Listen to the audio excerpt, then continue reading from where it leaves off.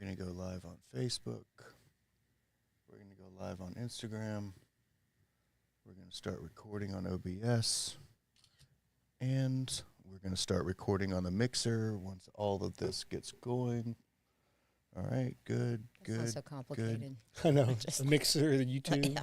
All right, we're going to start recording on the mixer, and 5, 4, 3, and the 2 and 1 are going to be silent, and I'm going to start the intro words, and then we'll hear the intro song. I'll fade that out, and I'll kind of introduce myself and Stacey and you, and then we'll jump into the conversation. We'll jump into your 5 to 10 minute testimony, and then we'll just let it fall out. Not fall out. let it flow out after that. Sound good?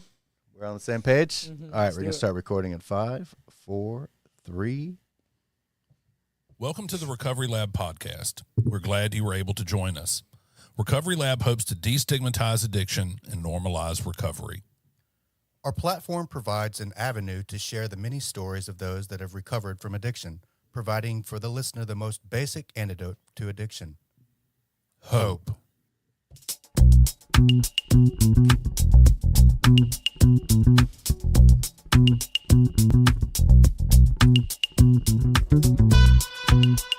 All right. Thank you for joining us. This is episode number 71 of the Recovery Lab podcast. My name is Daniel Anderson. Drew Hassin is taking a vacation down in Ocean Springs. We wish him safe traveling. And this is kind of last minute, but Stacey came through in a big way again today. Stacey Leggitt. She is a therapist at Defining Wellness. She is in recovery, and she offers a wonderful perspective. So we're grateful to her for joining us again today on this episode number 71. Today we are joined by Matt Milliman. Did I say that right? That's right, Milliman. Yeah, Milliman. Tongue twister. Yeah. So Matt is the executive director and CEO at Mercy House Adult Teen Challenge, right? Right. You are sober, and you've got quite a story to tell. So, like we discussed at the top, we're going to let's take 5 to 10 minutes to tell everyone what qualifies you to be sitting right here at the Recovery Lab. So, without further ado, Matt, take it away. Well, I'm glad to be here to be able to share. I was riding over here just thinking about the privilege it is to be able to be sober and living life, I believe, to the fullest, which all of us should be living life to the fullest. And, to say how am I qualified to be here, it's kind of a journey because I'm qualified because of a lot of dumb decisions. Yeah. Right. And that's what qualifies you. that I made. So it's kind of like a mixed bag of qualifications. But nonetheless, I'm here and so I'm glad to be here. And my journey with addiction and struggling with alcohol and drugs started at about 15 years old. Okay. My dad, like a lot of people, family, you grew up in dysfunction. My dad was a very, very bad alcoholic. And so I grew up just seeing a lot of dysfunction. Wasn't a bad man, but, just seeing a lot of unhealthy stuff. And I can remember growing up saying, I'll never drink. Right. I'll never, do drugs, or at least I'll never do hard drugs. And Yeah. And we've been there. I mean, I just smoke a little marijuana. Yeah. Right. And then That's a plant. It's not a problem. Right. And then you don't realize it, but because there's dysfunction, you don't have wholeness on the inside of you, and you don't know who you are, and so you start hanging out with people, and because of the people you hang out with, you start drinking. And for me, I never could just have one. Right. Drink like a lot of people. One was never enough, and 5 or 10, just didn't. It didn't ever get me filled. So that's how my journey started: alcohol, marijuana, dysfunction at home. My parents divorced when I was 16, and so I was really on my own from probably my junior year, senior year of high school. I had my own apartment, so I mean, it was just a recipe for disaster. Right. And so that's kind of how my life spiraled out of control. At a young age, I was 16, snorting cocaine and hard drugs, and ended up smoking crack and just another Tuesday. Yeah, This is what we do. Yeah, I relate to that. I literally had friends that they would want to try hard drugs, and like they were like, oh yeah, let's get some cocaine, and And I'd be like, all right, and we'd get some, and like a week later, they'd call me like, or I'd go hang out with them. I'd still be up, Right. Like I never quit. And they were like, bro, what are you doing? And I was, I just couldn't help, the addiction because I wasn't whole on the inside. And that's for all of us, Right, and you were seeking for that, to find that solution to fill that hole, That fulfillment. When you don't have fulfillment at home or with community or with friends or wherever it is, you find it, and addiction becomes an escape. And addiction was an escape for me. It was an escape from reality. It was a place I could go hide, and I could become a person that I wasn't. Yep. Because it's all a fallacy. You create this person in your head that you're not, and you think you're cool, you think you're somebody. And so cool. Yeah. I look so good. I have one eyebrow hair that stretched all the way across, and I was like, I look good. I'm good. I'm Taking good. selfies. This is before selfies. We didn't do that. We had flip phones back then. But, Right. you know what I mean? Everybody in addiction has created a world that most of the time doesn't exist. Yep. And if it does exist, it's very unhealthy, and you're not seeing it right. And so that was me, and I just kept getting arrested, and at either 19 or 20 years old, found myself in jail, was doing 5 months in jail, and I heard about a program called the Arc of Lafayette, which is like Adult and Teen Challenge. It was run by a guy that had graduated Teen Challenge, and so I got out of jail and I ended up taking almost a whole bottle of pills. I had all these plans to stay sober, go to work, and I couldn't do it. I didn't know how to live in society, which nobody, if you're on drugs, you don't know how to live in society. Right. And that's the biggest challenge for anybody. So anyway, I go to this program, and God just really changed my life. I never wanted to be on drugs. Nobody does. Nobody wakes up with the intention of being a crackhead, I'd like to lose my teeth, actually. right, or being on meth. Like nobody, a lot of fun. nobody has that intention for their life, and then you find yourself in this place where you're like, man, I'm the person I never thought I would be. And for me, that was at a young age. Like I went through from 15 to 20 in that range. I mean, more than what most people do until they're 30 or 40. I mean, Right. really. And you also get to a point where you're so deep in it, and so you're so far down that it almost, and I can only speak for myself, but for me it was like, well, my life is crap anyways. Like it would take so much work to get out of this hole.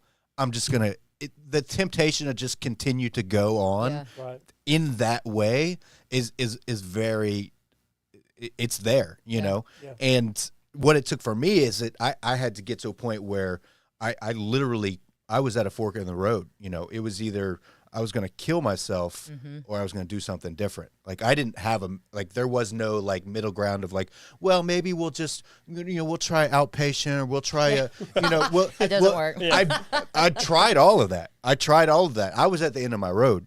I was at that fork. It was kill myself or do something differently than I've done in the past.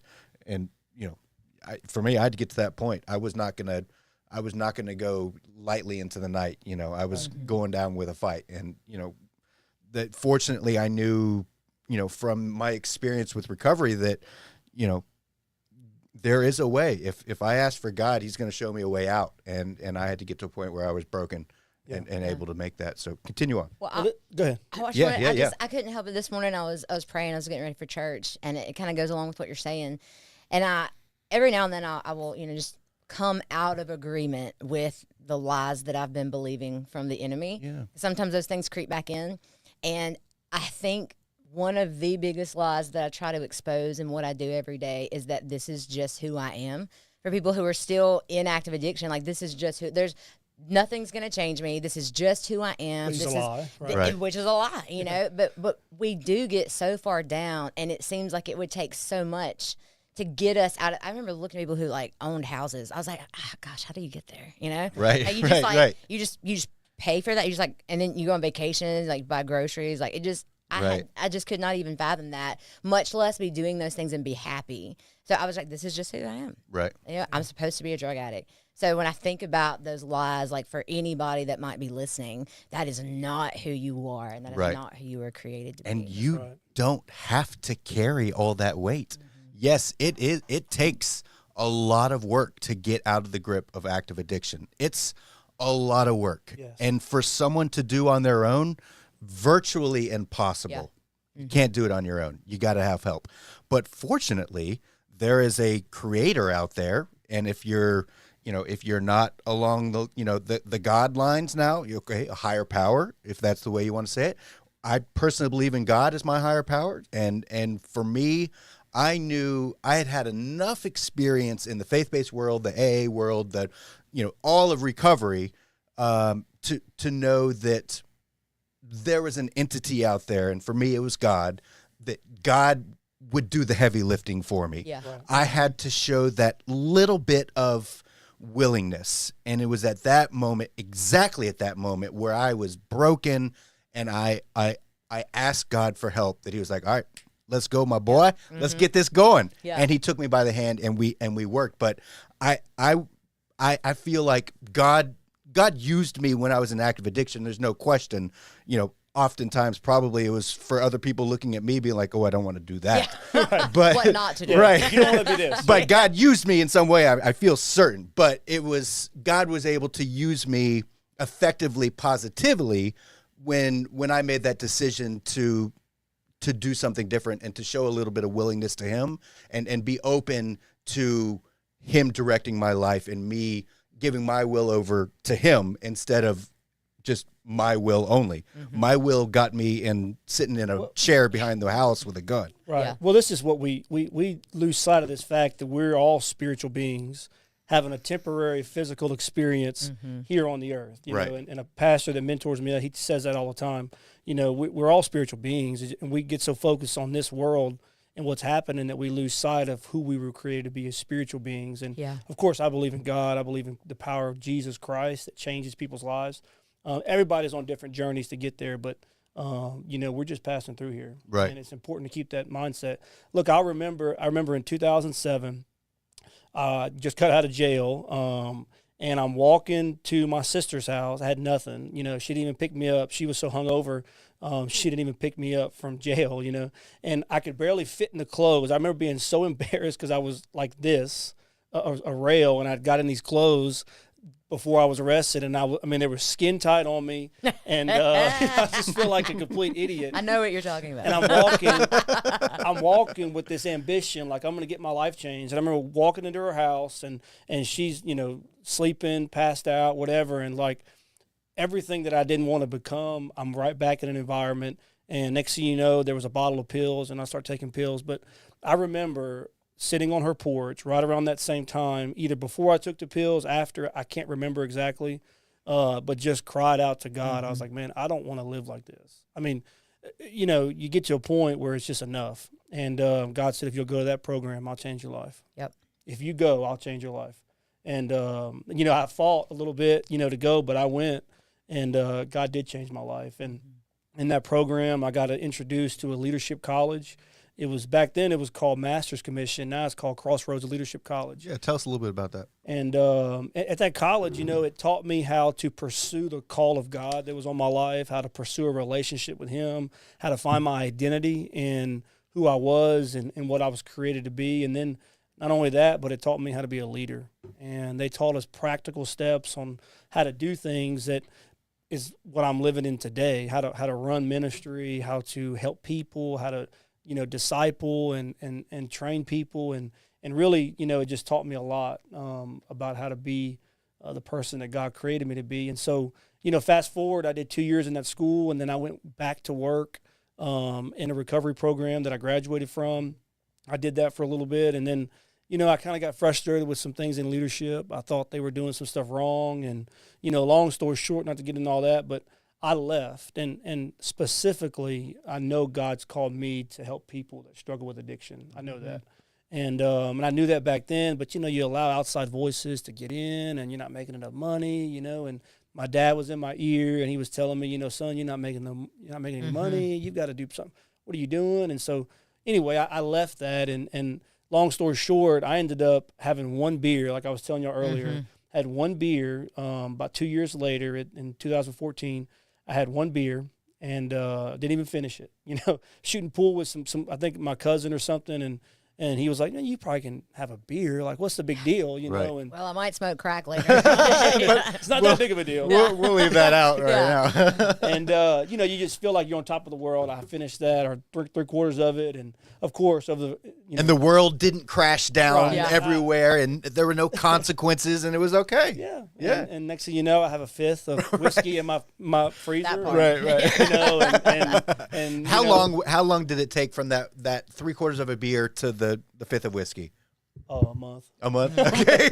I have to jump in here because I mean I have such a similar story. Like, because I graduated Teen Challenge, you know, got a job, was doing the whole thing, functioning member of society, and I too was like, you know, I think that I'm gonna drink like normal people, but I Right. was gonna pray about it, and so I prayed about it. You know, What God tell you when you prayed about well, that? I gave him about 3 minutes, and he didn't answer. So I was like, it's good. It's No gonna news be- is good Did you- news, It's right? gonna be Did you throw out a fine. fleece like some people do? And like, no.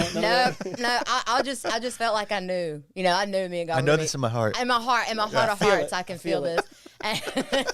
And probably, I don't know, 3 months maybe. My Yeah. timeline is really sketchy because, you know, drugs. But I had a 3 needle. months, 3 years. I had a needle in my neck, you know, and I was like, wow, this really escalated quickly, you know. But I'm really grateful that you have that story, and I'm grateful that I have that story, and that a lot of people do have that story, because even the most well-meaning people in recovery that really love Jesus and really want to stay sober fall into the belief system that I can drink like normal people because alcohol is legal and alcohol is normal. And the thorn in the flesh, the sin that so easily entangles, like we will fall right, because it's not about the substance, it's about the experience and The lifestyle. that goes Right. with it. Right. Yeah, and being able to instantly change the way that I feel. That is what I'm addicted to. Bingo. No matter what form that takes, that's what I'm addicted to. And Bingo. alcohol is the same as any other thing that we go to. Right. And I struggled. I mean, I got that, but I got the, you know, I finally got to a point where, okay, meth is not going to be a solution for me. I get that.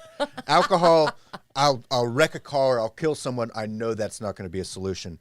But this plant Yeah. here, God made it. God It levels me made- off, It levels right? me It off. helps my anxiety. I kid you not.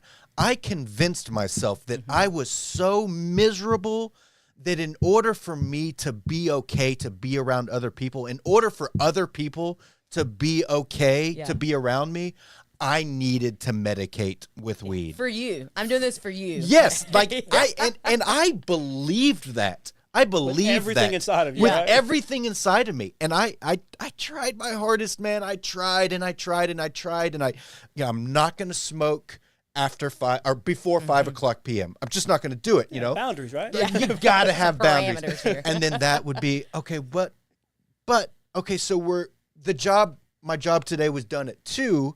Nobody's at the house, Yeah. maybe 3 o'clock today. Yeah. Other days I'll do 5 o'clock, but today 3. And it just, Where'd Yeah. that lead you? Mm-hmm. every morning waking up, the first thing I did was smoke weed. Yeah. And and I tried that multiple times, bro. Like I tried it. I tried so hard, and What's crazy is it's not that going to be a solution for me. whenever I relapsed, and it didn't take long, because ultimately I was looking for fulfillment. Even when I was just had that one beer, I didn't know it. But it didn't take long. I found the same drug dealer that I got drugs from 6-7 years earlier. They're like magnets. We doing just the find same, each doing other. the same thing, and we were cool. We were friends, you know. Friends, Right. It's my boy. Loose. I got that street yeah. cred out Yeah, there. he knows me. We go way back, Yeah. right? And all he's looking for is some money, right? Right. Yeah. He spends my money. That's it. And honestly, it didn't take long. I mean, I was arrested 10 months later for drug Right. trafficking. Just to let you know, how that one beer, One beer. like, no big deal. I'm okay. I got this. And next thing you know, I'm hooked up with a big drug dealer. Yeah. And I'm selling drugs. Moving weight. You know what I mean?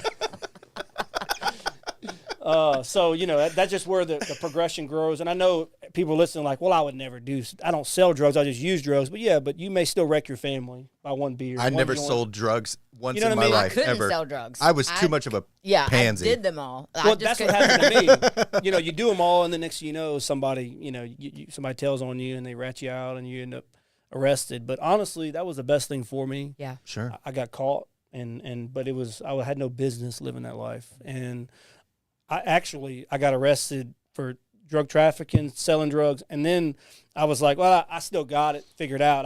God was like, go back to Teen Challenge. Go. And I was like, no, I got it. I got arrested again for more felonies and just total mess of my life. And then I got arrested 2 more times and the cops let me go. Literally, like that never happens. Right. Caught me with drugs, threw the drugs away, and said, I don't know why I'm doing this. Literally said, I don't know why I'm doing this, but you need to get out of here and let me go. I mean, that doesn't even make sense. Wow. And after that second time, I was like, maybe I should do something with my life. I don't know if there's a sign that's happening, but I think I need to do something. And so that was the beginning of the journey, and that's how I ended up at Mercy House in 2015. Did you stay sober after that time where those 2 cops let you off? For about a month, yeah. For about a month, okay. Yeah. And then I ended up, my dad ended up having a heart attack and passing away. He actually died in my arms. It was pretty traumatic. That could be categorized as a life stressor, absolutely. It was pretty traumatic. And so then I stayed sober 3 weeks after he died, and then I got right back into addiction.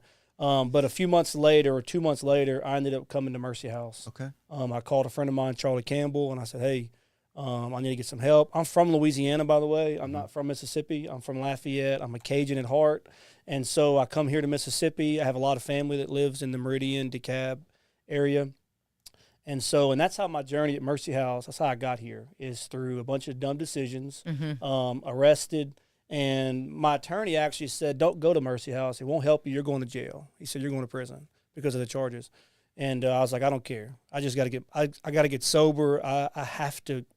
I'm not happy. I don't want to live like this. You were ready. I was done, but I just had this call. I was like, man, I know there's more to life than this. We just said that, didn't we? The word more. And people listening today, you could be at that place too, where you're like, man, I know there's more to life than waking up every day not knowing how I got there, or sick because I don't have any pills, or where these bruises come from. What the heck happened? How did my life end up here? And so people listening, your life could be a bump. There could be a lot of bumps along the way, and your journey could look like mine, Stacey's. You relapsed and you've messed up, but there's hope. Right. Because I made a total mess of my life. And just to let y'all know, I did restoration at Mercy House. I did 6 months, and I interned. I was on staff. On top of the world. Because the reason I relapsed and walked away from my calling was pride. You see it all in the recovery world. You see people that lose sight of why they got sober in the first place, what made them get sober, and they start allowing compromise, or thinking they can have a beer, thinking they can smoke a joint, thinking they can get involved in this relationship, and having good intentions too. Good intentions. Nobody intends to wreck their life. That's why you need accountability. You need community. You need people that you tell everything about your life. And I'm not saying you need to tell that to everybody, but you need to have one person or a group of people that you're willing to bare your soul with. Sure. Because you need to know, hey, am I off on this thought? Is this connection? Right. Is this wrong what I'm thinking? And so, so that's how I ended up at Mercy House. And but I just started working on staff, and all my charges, I went to court, and God worked a miracle in one county. I had charges in 2 counties in Mississippi. God worked a miracle, and then in the other county, I was facing the trafficking charges, and my attorney made me wait all day. I'd hired a pretty good attorney, but eventually he came back to me at the end of the day. He's like, hey, let's go to my office. We need to talk. And I was like, because I'm thinking God's moved. I'm getting ready to get off all this stuff. He sees my heart, but sometimes you got to face your consequences for your choices. And he said, look, they're willing to come off the trafficking. They're going to drop it all the way down to simple possession. He's like, I know this sounds crazy to you, but they're offering you an 8-year sentence. They're going to suspend 4. You only serve 4. You're only going to do a year. He said, I think it's a good deal. I think you should take it. And I was like, what? No, that's not a good deal. Can you? And he was like, well, we can do an open plea. And he was like, but man, I think you should take this deal. And he was like, just go home and think about it. And so I remember driving. If you've ever been to Georgetown, there's a 4-way stop. And I got to that 4-way stop, and I remember God said, the way I saw Joseph through prison, I'll see you through this. And I'll never forget this peace that surpassed, all understanding, like you read in the Bible, happened to me. And I was like, okay, I'm gonna take it, and I'm gonna do it. And I went through prison. That was in 2016. I did exactly a year. I got out in 2017, and it was the best thing that ever happened to me. Yep. Now, I was just fixing to say. Now it was hard. Yeah. But I served God in prison. I'm not trying to toot my own horn, but like I never wavered. I never compromised. I mean, you know, I really tried. Were the drugs there? Yeah, the drugs were everywhere. Yeah. Spice and meth and weed and cigarettes and but I was done with that life. Mm-hmm. Right. And everybody I talked to, I told them that. And you know, it's for a different topic, but I had so many testimonies of God's faithfulness. I didn't go into like C custody where I had, you know, not C custody, A custody where I was like minimum security. I was in B custody, which I was in some really, really dark places around some really crazy stuff, saw a lot of crazy stuff. And yet God was faithful to me. Yeah. And all those things that I walked through have made me a better leader and a better person. So all those things I believe humbled me, which is necessary for anybody to walk through. And really it was me facing consequences for my choices. And being at a point where, go ahead. I was just going to say that's such a powerful story, because how many times as Christians we see this thing and we call it bad. Oh my gosh, how could you? And we get angry at God. Like, how could you do this to me? How could you do this to me? Yeah, and then we go through the hard thing, and like for me that was my relapse, you know, and I learned so much in that darkness that I could not have learned just by doing the next right thing, you know? Right. And so there's so much purpose in the things that we call bad, and we, you know, it's like this big horrible thing I'm about to have to do, but it's kind of like Jesus being called away into the desert. Like if this is something God is intentionally allowing to happen to my life, and if he's allowing it, then he has a purpose for it. And that purpose has to be good. Right. This is what it boils down to. This is what it boils down to for me. So the good God uses, absolutely 100%. It teaches me how to be a good person and to triumph with class and dignity. But the bad and the adverse things that happen in my life, those are 10 times more important for me. And we have a decision to make when bad things come in our life. Are we going to be a victim, or are we going to push forward and take an honest, deep dive look at ourselves and say, okay, where was I wrong? Mm-hmm. Right. How can I fix this? How can I go forward and learn what I need to learn, feel what I need to feel without numbing with any substances, and move past this? That's and then moving past this, that experience, no matter how negative it is, it will become profitable to me in my ability to use that experience to help someone else in the future. Right. And then it's profitable to me. While it's unfortunate that the negative thing happened, and am I going to learn from it? Yes. Am I going to grow from it? Yes. But that is something that God will then use for me to be able to help someone else in the future. So all in all, that thing, whatever it was a positive thing. Yeah. And I'm grateful for that. I run to adversity today with gratitude instead of, oh, look what happened to me. Look what the world did to me. Look what God did to me. No. God, if something difficult happens in my life, God is wanting me to grow and learn in some area.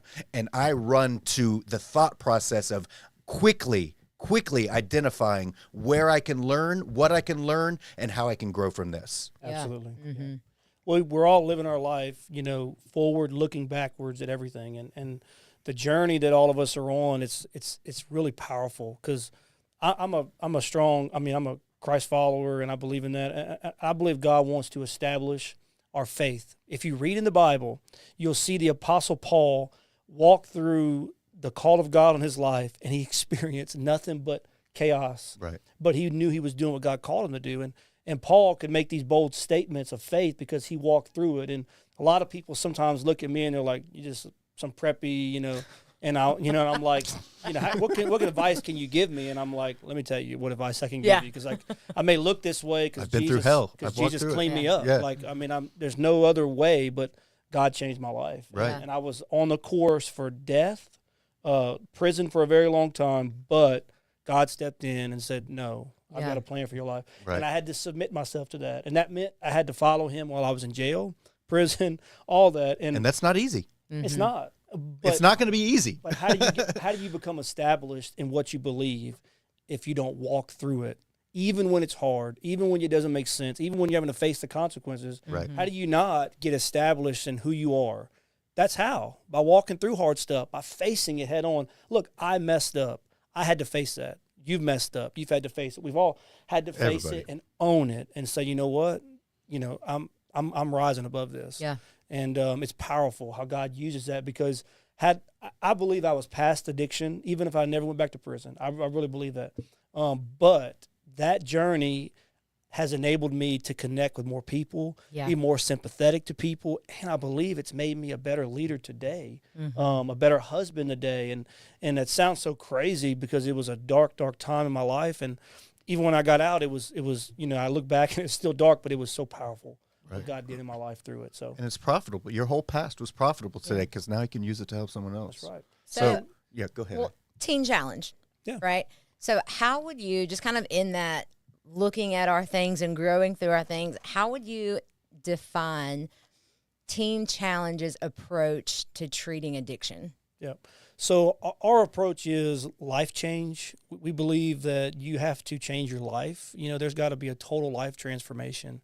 And so our approach is we're more faith-based. We're more teaching men who they are in Christ and what God's created them to be, so they can fulfill that purpose inside of them. And to do that, we offer a broad approach. We've got so much different curriculum. I mean, we just came out with something called Breaking Free from Addiction, Successful Christian Living, Successful Living in Society. There's a whole bunch of books and curriculum that we teach that hopefully gets to the heart of why you're doing what you're doing, and then how can we help you deal with the emotions, the attitudes, the behaviors, the things that you've been struggling with your whole life, and then hopefully they can work on those things while they're in the program, and we can direct their life on what's positive and how to live successful in society, how to be a husband, because we're a men's program. So our mission is restoring broken families one man at a time, putting fathers back in the home. And so that's some of the things that we do, just from a broad perspective. Yeah. I love that, because a lot of times it's like, oh, I'm a new creation in Christ. I'm like, you are, but there's some belief systems and some behavior patterns and some things that maybe we need to look at. Yeah. What is your vision for Mercy House? What do you have that's coming up? What's your goal? Do you have a goal in mind of what you want to see happen at Mercy House, or what does that look like for you? You guys ready? Let's do it. Because I've got a big vision for recovery in this area, and maybe even beyond this area. Who knows? We've been on a mission over I've been the executive director now almost 4 years, and I inherited a healthy program. David Dillmore was our old executive director, wonderful man of God, still mentor of mine. And he built Mercy House, not he, but he labored and helped grow the ministry to what it is. So I inherited something that was healthy. A lot of people like Daniel Wabadi at Care Center, he started something from the ground up. I don't know if you've ever had him here, but I have. He started something from the ground up. He was one of our first. Yeah, and is doing an amazing job. How do you say his last name? Awabadi, I think. Awabadi. We're sorry if you're listening. Daniel, if you're listening, forgive us, please. We butchered that. Yeah, his brother is a good friend of mine, and so I reached out to him. And Cliff I've bought 5 cars from him over at CIO Autoplex. So if you need a car, go check out Cliff. Commercial break. And no, word from a sponsor. Yeah. But Daniel was gracious enough to come in and talk about what he's doing over there. He's killing it over there. Yeah. So go on. So we just think I think recovery in general is life change, and we believe our ministry just. I inherited 4 years ago. We started looking at our campus and what can we do to be better to help people. And so we've been remodeling, and we added the chapel and new kitchen and classroom, and we added the third phase program. So the third phase is the last 5 months while they're in our program, they move to a separate location, and they work on getting fines paid, license, all those things that they don't have or, that they need. And they're also working a job. We get to see where they're at, how they actually live in this life that they live, because anybody can be in a program and be successful. How do you actually live it? That's really what's on my heart, is like not when they first get there, but what does their life look like in 2 or 3 years? So we've been on this journey with our program of like really, I believe, getting some foundational things in place. And I think we're there where our program's pretty healthy. There's always room to improve and room to grow. But what I see is the vision to free all people, no matter what walk of life they're in or where they're at in their journey. Some people are not ready for a 14-month, year-long, 9-month program. They're either at a beginning stage or they're at a stage where they just want to go somewhere for 30, 60, 90 days. So we're on this mission to figure out how we can help people at that stage of their journey. So what I see is for our program is we're going to embark on having a short-term program. It's going to be called something else. I don't want to give all the details out just yet. Sure. But we believe there's a way to have a short-term program, 30, 60, whatever, 90 days, that also bridges into the long-term program. Because some people go in, they don't know what to do when they finish a short-term program. Mm-hmm. I'm sure you see it a lot. And so we have a wonderful long-term program. And so we're actually looking at some property somewhere. I don't want to say where exactly yet, but and it's a beautiful campus. It's like 64 acres, and we're looking at possibly moving our men's program there. It's more central in the area. And then our campus in Georgetown, which is where Mercy House is, we're thinking about making that into a women's center and then a women with children center. Wow. Because there's not many places. There's only one place in Vicksburg, right? Yeah, Beautiful Deliverance. Yeah. With that people that have 2-3 kids or a woman that's pregnant. There's shelters, and I know Charlotte Wingard does a good job at the Wingard home, and a lot of places that help. But really, discipleship and life change is important in that stage of the life. So that's a couple things happening. We want to introduce a short-term model that flows into long-term recovery. We want to introduce community. We want to introduce family development. So the place we're looking at has got apartment units on it, like 48 apartment units. And people coming out of addiction, they need to learn how to live. Yeah. And a lot of times you get a husband, and then the wife has been living in hell because he's put her through hell, and she's not getting any of the things that the guy's getting. And so then they come back together, and she's wounded, she's hurt. How does she handle, a little resentful maybe. Yeah, you got all this. Yeah, maybe. Because we tend to focus, this is something that God showed me, we focus on the man while he's in the program, and that's good. But the family doesn't get anything. It's a family disease, too. It is, we want to introduce a family ministry, family recovery. It's going to be called Family Development. And we want to be able to have host apartments where we put a family in for a year. Yeah. 2 years, we probably max it out at a year just because we want them to get out on their own. But where we disciple them, we put a host couple over them, and we help them walk through life, their finances, their emotions. And so what we see for our program over the next 5, 10, 15, 20 years and beyond is short-term mixing in with long-term, women's center, women and family center. We eventually want to have an adolescent center for kids 16 and under that don't have – there's really no places in the state for that. And so just a broader vision of in this area, in the whole state, of just reaching all people that struggle with addiction, with life change, and with community, and with, just giving them the tools to succeed outside of the program. Yeah. Absolutely. Because that's the key. Right. Yeah. And you have to want it. We could do, I'm going bald, losing my head, trying to figure out ways to help people. Oh, don't even start talking about that, my man. You're already there. But you've got to want it, and anybody listening today, you've got to want to change your life, and you don't have to know how, but you've got to want to. So that's why I say our broader vision is to do more in the area, and we're embarking on that journey as of now, and there'll be some exciting things happening in the future, over the next few months that I believe is going to really help the community and all of us working together. So. Yeah. The family focus, I could not love that more. There's nothing more disheartening as a therapist than to do, 30, 60 days with somebody and they have made such life change. They have worked so hard, and then send them back into an environment with people who have just been in the same place for that 30, 60 days. And to it's almost like throwing a infant out on the interstate and like, do well. I hope that that you can dodge cars really well. But it's a family disease. It is, and everybody has a role to play. That's not saying we're blaming other people, but everybody has a role to play in an addict being an addict for however long they were an addict. And so being able to bring in the family unit and like, okay, what else needs to change besides the person who's struggling with the addiction? That is good stuff. That is very powerful. Absolutely. We're going to have a dedicated family ministry, a person on staff that's all they do. And they may have volunteers up underneath them, but they're focused on the family. Mm-hmm. They're focused on the wife and or if it's a woman in the program, the husband, the family. And we're gonna figure out how to really make a difference in that area because it's a need. Yeah. Excuse me. Let me ask you this real quick. So for me in early sobriety, I'm not 100% certain I would have been able to do it without therapy. In fact, I really don't know if I would have been able to do that. I've tried it before, stayed sober for a little while, but I wasn't willing or ready to talk about the things that I was running from in my life, and until this time, getting sober almost 3 years ago.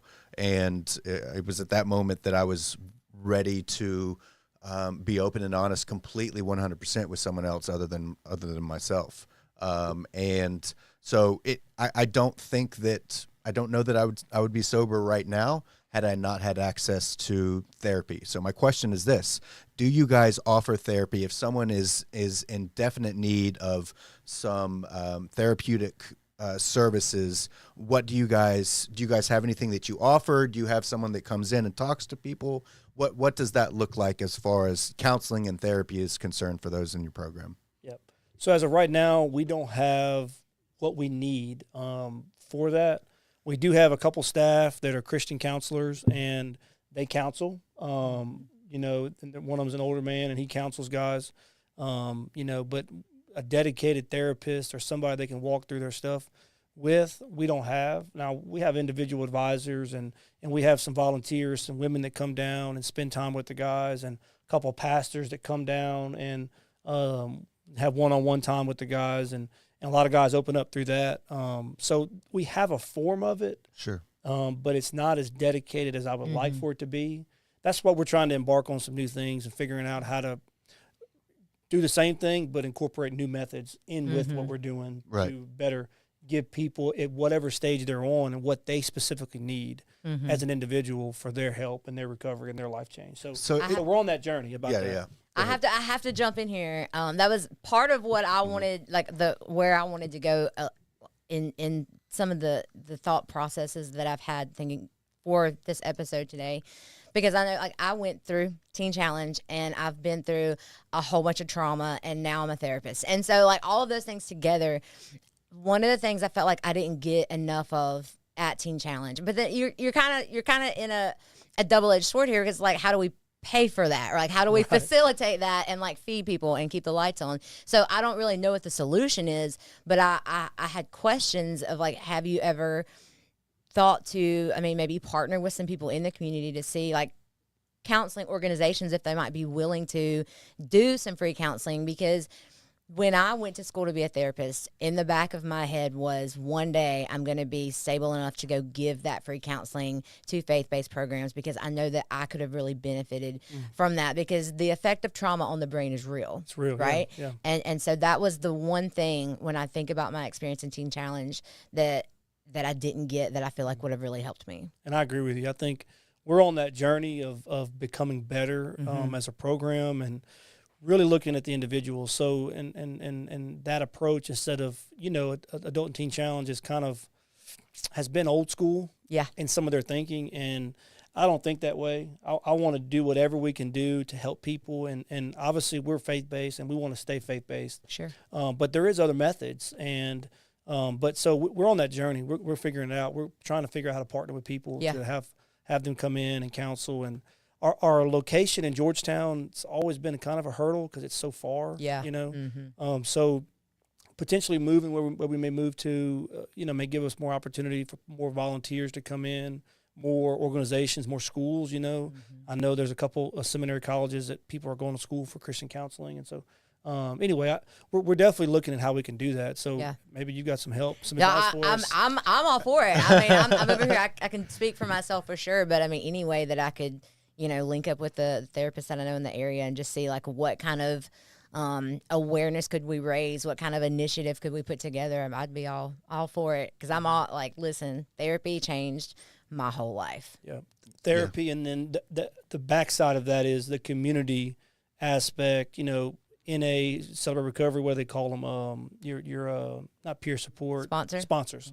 All that is the same terminology: accountability, sponsor, working out your issues, but we're on that journey. I think it's good to have that. So it sounds like you are not content with just the status quo and sitting where you're at. It sounds like you're actively pursuing ways every single day to better the program and better yourself and to better those that are underneath you. I love that. It's well, that's, you know, programs. I'm not saying our program's going to die if we don't do this, but a lot of programs and individuals and leaders their visions die because they don't think outside the box. They don't bring in other people, other organizations that are doing things, getting advice and learning how to think differently. And always, I think John Maxwell says if a leader is never satisfied, you should always be looking for more in business. Mm-hmm. If you become satisfied, and especially in the business world, a new idea comes, sweeps your company off the feet. Yeah, you're dead. And you're dead. Yeah.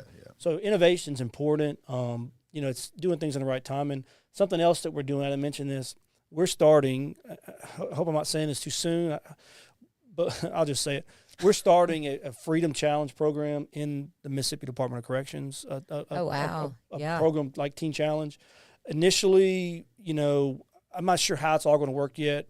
Our goal with it is to have an actual zone, an actual pod in the prison that we can create a program 9 months long with maybe 2 years, a year after of leadership for those in prison because drugs are rampant in the prison system. And guys are strung out in there, and then they get out. And they're strung out because they were strung out in there. So then they're set up for even worse success. So, and we're hoping that the Freedom Challenge is going to be a bridge to our program when they get out. So maybe if they completed that program and they did good, got out, they wouldn't have to get out and come do a whole another program. We would figure out a way to bridge them in to do something shorter, like moving to our third phase house where they could get a job and work, but still have accountability. And so, we're excited about that. We're, hopefully any day now that kicks off. That would be awesome. That is so exciting. Yeah. That would be super, super awesome. One thing that, relapse for me was part of my story. Mm-hmm. It doesn't have to be part of your story. For me, it was part of my story. So at Mercy House, when someone falls off the rails and they go back out or they take a drink, or what are the steps you guys have in place? How do you handle that? How do you deal with the actual relapse and the relapse of the individual and their families? What does that look like when someone stumbles and falls? That's a good question. It is. Well, it's challenging. It really depends on the situation. Some people go out, they have one beer or they do one substance and they call immediately and they're like, hey man, I messed up, help me be free. In that situation, it looks a lot different. There's a lot of, depending on who it is, and how we do it is different for each individual person. But essentially, it's all into what emotions were bringing you to the point where you felt like you needed a substance to deal with the problem or the emotions you were facing. Were you feeling low on the inside? What was causing you to feel that way? 1, 2, where was your accountability at? Who are you talking to about what's going on in your life? And so from there, we'll figure out some sort of programming, some sort of curriculum, some sort of most all of them go through the Christian counselor we have and talk with him. And from there, we just figure out, based on their situation, how to help them through that, Yeah, most of us know drugs and alcohol are but a symptom of something else that's going on. Right. So it sounds like you guys are well situated to and know this and know that when someone falls off the wagons, there's a reason that happened, and you guys are pretty effective at identifying, running to that. Let's get to the root of this. Yeah. Let's figure out what happened instead of shaming you because yeah, that's what I was fixing to say. We don't do that. Yeah. No. Mm-hmm. Well, we've gotten a lot better, and we're continuing to get better at not because somebody makes a mistake or relapse. We don't condemn them or push them off to the side or make it so burdensome on them that they can't get past it. Yeah. I think wearing the sign in rehab, right. I relapse. Yeah. I think it all depends on the person. Somebody willing and wanting to change, and when they mess up, they're going to be humble. They're going to ask for help. Those are the easy people to help, right? Mm-hmm. The people that are hard to help are those that deny, lie. I can't tell you how many people I pulled in the office like, hey, I heard this happen. Oh, no. Yeah, Brother Matt, I would never. I understand that. Please, I was that guy. I was like, look, we're gonna give you a drug test. Are you gonna fail it? Pass it? If you get honest with me now, we can work through this. Let's talk about it. No. Mm-hmm. And come back, drug test hot, and it's a challenge, So the plastic cup melts. Yeah. But that's behaviors people have lived their whole life with these behaviors of I'm not gonna ever admit. Die with the lie, I'm not going to be a snitch. These are all behaviors that have just been learned that people don't even realize they've learned. And you've got to relearn all that. Yeah. And that's hard. It's a journey. Well, it's not going to happen in 3 months, 2 months, a year, 2 years, 5 years. It takes time. And so many people in recovery, they quit at the first sign of a hurdle or a mistake, they quit. And it's like, if you would just fight through that and know that all of us are on a journey where none of us are perfect, right? But you have to take steps, and you have to surround yourself with accountability. You have to surround yourself with community. And I think that's one of the areas our program is trying to get better at. We're not where we need to be at, and as far as in community. And I know you'll never be. No program's perfect. You're never going to be exactly where you want to be, but there's some things we want to improve on. But all in all, I think we're doing a decent job. Yeah, here's a question from left field. So Defining Wellness caught onto this. Defining Wellness has 2 or 3 cold plunges? 4. 4. Wait, no, 3. 3 cold plunges. 2 inside of a greenhouse, and then 1 that you can take outside. Right. And I just completed my 315th day straight of cold plunging. Wow, do you like it? No, I hate it every single time. Every single time I hate it. But what it does is it teaches me to stick to that pain, push through that pain, push through that adversity for that 3 or 5 minutes that I'm in there. It sucks. I hate horrible. it every single time. It's miserable. Do you use one too? She came over and did it. Yeah, I've done it a few times. Yeah, she came over and did it. The whole Black Sheep team came over, and well, not all of them, but 3, 4 obviously the most dedicated ones. But all joking aside, it has taught me so much as far as how to push through adversity in my life outside of the cold plunge. So my question is this: are you guys willing to think about that, discuss that, maybe follow in Defining Wellness? They're onto something, and my life is proof positive of that. This whole studio, everything that you see here, it didn't start until I started cold plunging. So take that for what it's worth. If you guys would be open to it, I think that it could really, really add a lot to those, especially to those in early sobriety. It's a phenomenal thing. So, definitely something to think about. So we're on this journey too of like, our campus needed to be updated. I felt like God told me you need to get what you have in order, our campus and our program. And so that's one of the next steps, is that we want to really figure out our health, fitness, what they're eating. Because, you go through a program and we got donations, and so we ate what we got. And we do too. We get a lot of donations, but we get some good stuff. And so we're trying to figure out how to create a salad bar and healthy food. And then exercise I love to exercise. It's like a part of my life. Like, it's in my DNA. Like, I have to. I know everybody's not like that, but for me, it's an escape. If I'm not exercising 3 or 4 times a week, I'm lost. Yeah. Well, and I think cold plunge, exercise, food. It's all the same. It's all about, it's the holistic mind, body, and spirit. And a lot of times what people, they forget about the physical aspect of recovery. And you can't leave out the vessel, you know? Right. You can work on the mind, you can work on the connection with God, but you have this physical body that we have to do something with. And our neurotransmitters are real. Our brain chemistry is real. Our gut-mind connection is real. And all of that, God didn't say, hey, don't worry about that. It all has to be worked on together if you want this beautiful, well-rounded picture of what is a recovered life. Right. And the impulses to use drugs are real. Chemicals fire off in the brain. It's the same urge. I don't know if you know that. It's the same urge as whenever you get hungry and you need food. It's the same urge to get high. Because it works on your central nervous system and the mind. And so people just think, oh, well, you should just get past that. Yeah, why don't you just stop? Use your willpower. I can't believe you would leave your kids and you're in a crack house somewhere. And that is crazy that we live like that.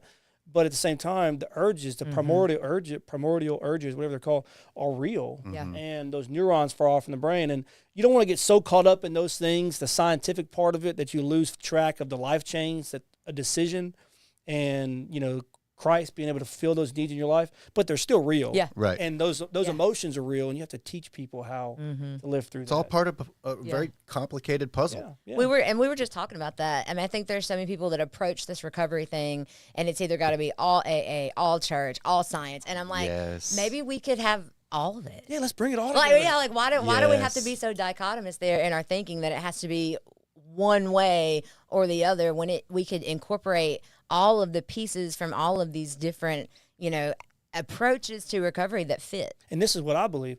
I believe if we can incorporate all the approaches, and I'm a believer in Christ and faith-based, I can lead somebody to Christ through that. Yeah. Right. You know what I mean? Our program, even if somebody comes in and they just want to go 30 days or something, we can plant a seed in them in the chapel one night if they choose to come to service that hopefully can transform their life forever. So we can all get together and do the same thing, but ultimately I believe we'll lead them to their purpose in life, which is Christ. So I believe it can all work together. Yeah. Yeah, absolutely. I love it. Yeah, no, and that's one of the things that I loved about what you said on one of the Black Sheep episodes was, there's, and Recovery Lab stance is any path that leads to recovery, we support that. Right. It doesn't have to be faith-based. It doesn't have to be AA. It can be SMART. It can be whatever path leads you to long-term sobriety and happiness and joy in your life. We support that.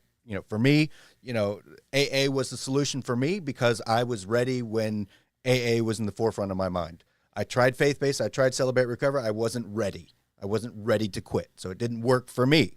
But Drew, my co-host, he wasn't ready when AA was right in front of him. And so AA did not work for him. Faith-based worked for him because he was at his end when he was in faith-based. So faith-based works for him. So, what I loved about what you said was I see you as what I want the world to be, a bridge of recovery. You go to church, but you also go to AA and you celebrate recovery. And that's what I love. And that's what we love at the Recovery Lab is if there is a path that leads you to long-term sobriety, man, we get behind you 100%. So, well, you see that especially, and we may have to go, but no, you're good. You see that especially when you start seeing people overdose and die, right? And you see, you're just like whatever we can do, and that's why we want our program, and it's going there. It's happening. I don't know how we're going to get there, but I just see the vision of how our program can bridge across all different areas and community, family development, all of it, and short term mixing in with counseling, therapy, all that stuff. And still incorporating the faith-based long-term, which people need, life change, all what we teach currently, mixing it all together. Right. Yeah. And I'm excited about it because I think it's going to really change the area. Yeah. I'm so grateful to hear you say that. I just love that. I love it. All right, so we're about 4 minutes away from our end here. But I'm going to go ahead and use Drew's famous 2 questions that he has at every completion of the Recovery Lab. I'm so nervous. I know. I'm like, what is this? I'm not. Okay, so question number 1. What do you do poorly in your recovery? I think what we do poorly in our recovery now is setting people up for success long term, a community aftercare. We are not where I want to be in doing that. I don't know why. We're really trying. Our 3rd phase, we started in May of 23, kicked it off. It's going well, and that's the first step. And the next step is going to be families development, family integration, and figuring all that part out. That's the next step. And so that's the areas we don't do as well in. Okay. And final question. What do you do well in your recovery? My personal recovery? In your personal recovery. Oh, that's a loaded question. One, I think, is humility. Yeah. I think, anybody going to do anything for a long time, you have to stay humble, and you have to stay broken. And I just read a book about all that, and it was just talking about brokenness is not woe is me. Brokenness is I cannot do this alone. Yeah, that's so good. I have to have God in my life. I have to have accountability. I have to live the way God's called me to live. And anything that I walk through, it's all should lead me to brokenness. Whether I'm on top of the world and our ministries and conquering and we're building and developing and we're helping people, that pressure should lead me to the Lord, and it should lead me broken, right? Or if I'm lonely and I'm in a dark place, we all walk through these dark places. I mean, right. I don't have it figured out. I mean, my past creeps up from time to time. I have thoughts and memories, and it's all real. You know what I'm talking about. I mean, it doesn't go away. I don't care how long. Yeah. But in those moments, that leads me to brokenness. And brokenness is getting close for me in my relationship with the Lord.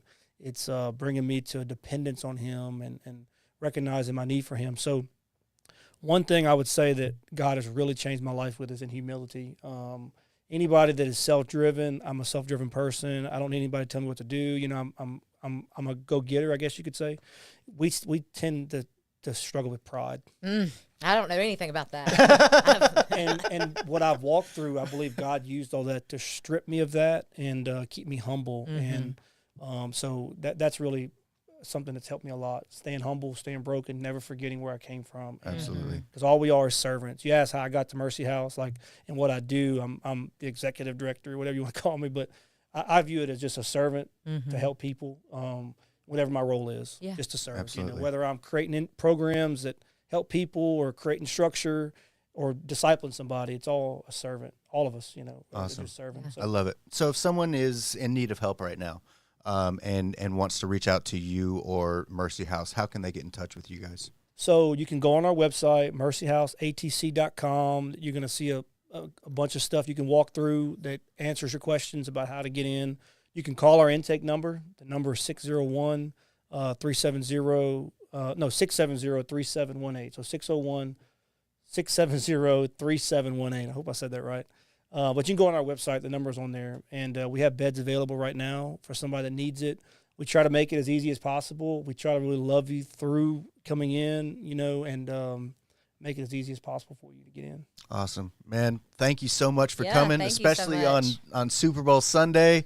Ladies and gentlemen, thank you so much. Oh, we have 72,662 people watching right now. Thank you all.